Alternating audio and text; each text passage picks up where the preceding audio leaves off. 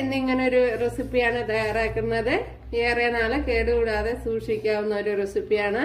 അപ്പത്തിന്റെ, ദോശയുടെ, ഇഡ്ഡലിയുടെ ഒക്കെ കൂടെ കഴിക്കാവുന്ന ഒരു റെസിപ്പിയാണ്. വീഡിയോയിലേക്ക് പോകാം.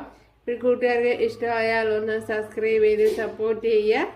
ഹായ് കൂട്ടുകാരെ, സെലിം ബ്ലോഗ്സിലേക്ക് സ്വാഗതം. ഇന്നൊരു അടിപൊളി റെസിപ്പി ആയിട്ടാണ് വന്നിരിക്കുന്നത്. കൊച്ചുള്ളി വെച്ചുള്ള ഒരു റെസിപ്പിയാണ് തയ്യാറാക്കുന്നത്. അതിനുവേണ്ടി 15 കുഞ്ഞുള്ളി എടുത്തിട്ടുണ്ട്, അതേപോലെ 4 പച്ചമുളക് എടുത്തിട്ടുണ്ട്. അപ്പോൾ ഇത് വെച്ചുള്ള ഒരു റെസിപ്പി നോക്കാം. വീഡിയോയിലേക്ക് പോകാം. ഇവിടെ കുറച്ച് വെള്ളം വെച്ച് കൊടുത്തിട്ടുണ്ട്. അതിലേക്ക് നമ്മുടെ ഈ തട്ടൂടെ വെച്ച് കൊടുക്കാം. ഇതിലേക്ക് ഈ കുഞ്ഞുള്ളിയും പച്ചമുളകും കൂടെ ചേർത്ത് കൊടുക്കുക.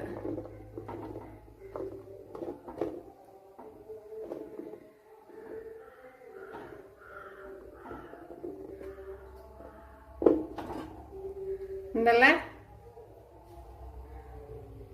ഇതിനി ഒന്ന് അടച്ചു കൊടുക്കുക.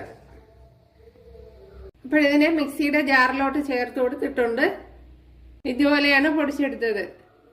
അപ്പോൾ ഒരുപാട് അങ്ങ് ഫൈൻ പേസ്റ്റാക്കി, അയ്യോ ഫൈനായിട്ട് പൊടിച്ചിട്ടില്ല ഉണ്ടല്ലേ. ഇതേപോലെ മുളക് കണ്ടല്ല മിക്സിയുടെ ജാറിലോട്ട് ചേർത്ത് കൊടുത്തിട്ടുണ്ട്. അതേപോലെ ഈ കുഞ്ഞുള്ളിയും മിക്സിയുടെ ജാറിലോട്ട് ചേർത്ത് കൊടുക്കുക. കുറച്ച് കടുക് ചേർത്ത് കൊടുക്കുക. ഒരു വറ്റൽ മുളക് കൂടെ ചേർത്ത് കൊടുക്കുക. അല്ല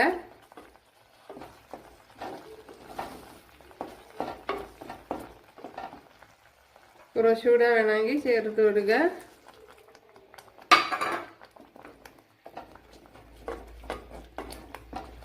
ഇനി ഇതിലേക്ക് കുറച്ച് ഉപ്പ് ചേർത്ത് കൊടുക്കണം. അപ്പോഴത്തെ ഈ അവസരത്തിൽ കുറച്ച് വെച്ച് കൊടുക്കാം. കുറച്ച് കായപ്പൊടിയും കൂടെ. കായപ്പൊടി കൂടുതലായിട്ടൊന്നും വേണ്ട, ഒരു 1/2 ടീസ്പൂൺ മാത്രം.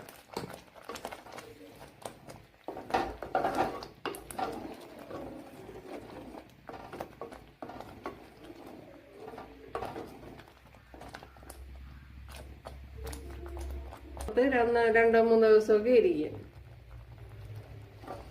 ഉണ്ടല്ലേ, അടിപൊളി. കണ്ടല്ലോ കൂട്ടുകാരെ, നമ്മുടെ റെസിപ്പി അടിപൊളി റെസിപ്പിയാണ്. അപ്പൊ ഒരു കൂട്ടുകാരെല്ലാരും ചെയ്ത് നോക്കുക. ഇഷ്ടമായ സബ്സ്ക്രൈബ് ചെയ്ത് സപ്പോർട്ട് ചെയ്യുക. എനിക്കൊരു സപ്പോർട്ടാവും.